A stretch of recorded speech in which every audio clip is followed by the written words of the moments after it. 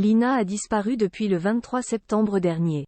Et depuis, l'attitude de son petit ami Tao interroge.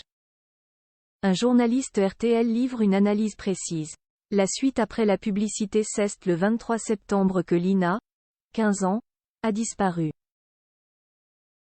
C'est en se rendant à la gare de Saint-Blaise-la-Roche, dans le Bas-Rhin, que la jeune fille de 15 ans s'est volatilisée. Elle devait retrouver son petit ami Tao, 19 ans, à Strasbourg pour le week-end mais n'est jamais montée à bord du train. Depuis, l'enquête suit son cours et pendant un temps, les regards se sont rapidement tournés vers Tao.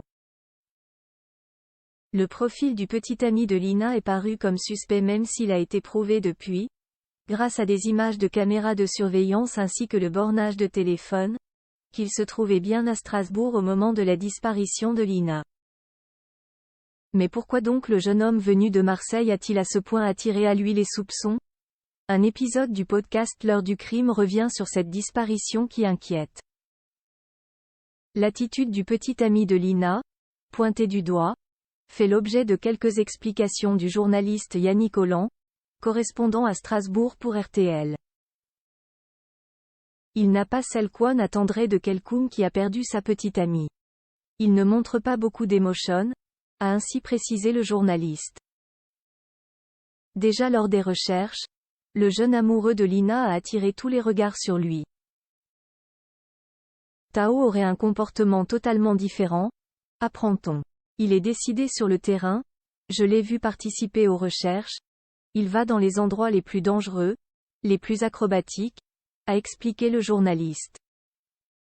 Mais, selon ce dernier, il ne montre aucune faille, il ne montre pas d'émotion. Je pense que c'est ça qui lui coûte beaucoup dans l'opinion publique, a-t-il fait savoir au sujet du petit ami de Lina si scruté depuis le début de cette triste affaire. Par la suite, Tao a perdu son téléphone, ce qui n'a pas arrangé son cas.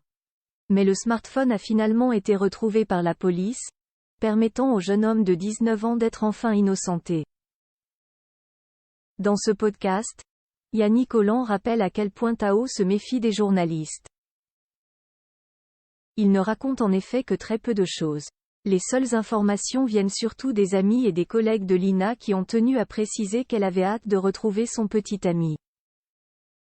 Le journaliste entend rappeler que visiblement entre Lina et Tao, il n'y avait aucun problème. La suite après la publicité.